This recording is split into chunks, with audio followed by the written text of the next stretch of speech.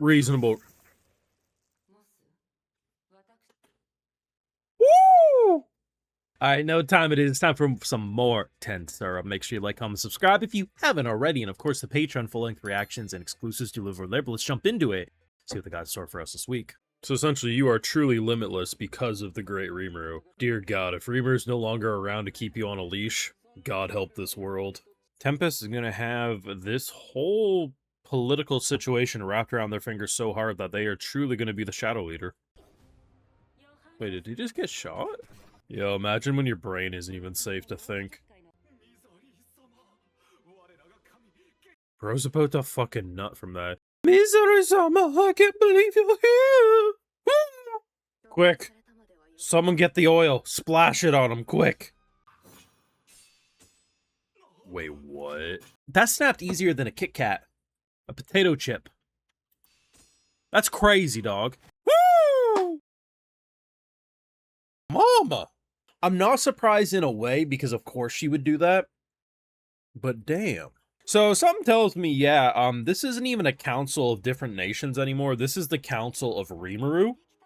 Bro, that's fucking crazy. Like, when you're actually reading both sets of subtitles, you're like, okay, yeah, he's having this serious thought about primordials, and then it's like, oh yeah, Rimuru is fucking sexy. That's what the fuck, that's what he's talking about right now. Jesus Christ, he wants to suck Rimuru off so hard.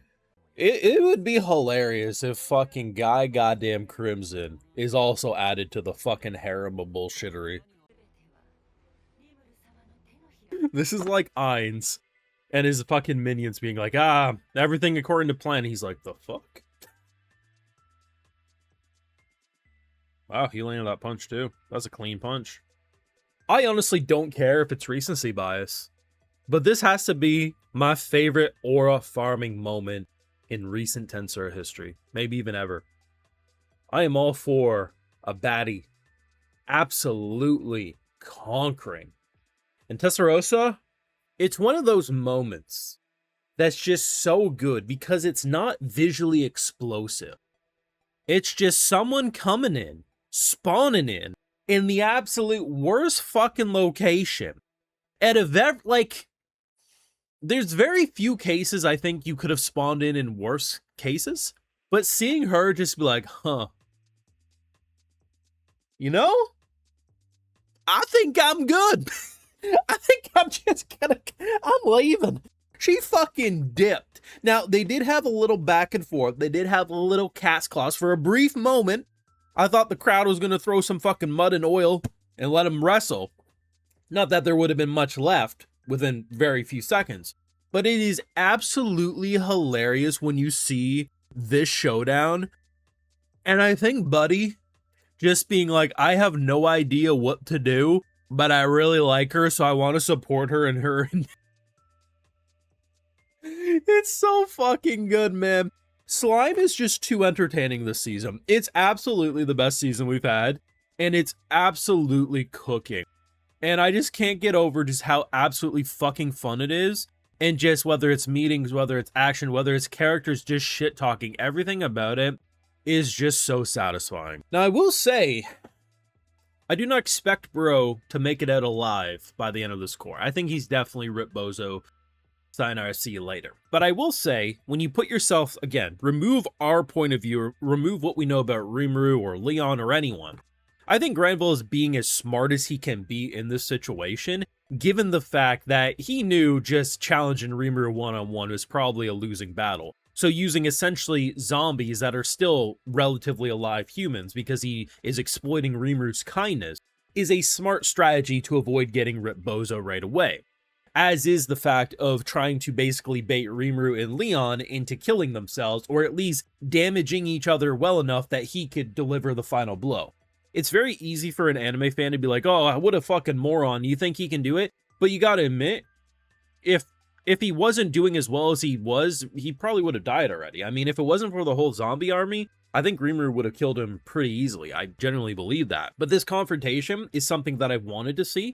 I've always wanted Leon and Rimuru to fight just for the fun factor, of course, but I obviously wanted them to be allies more than anything. I thought it would provide In the short term, them killing each other and only one leaving alive is very fun, but long-term implications of them being allies is far more intriguing for plot points.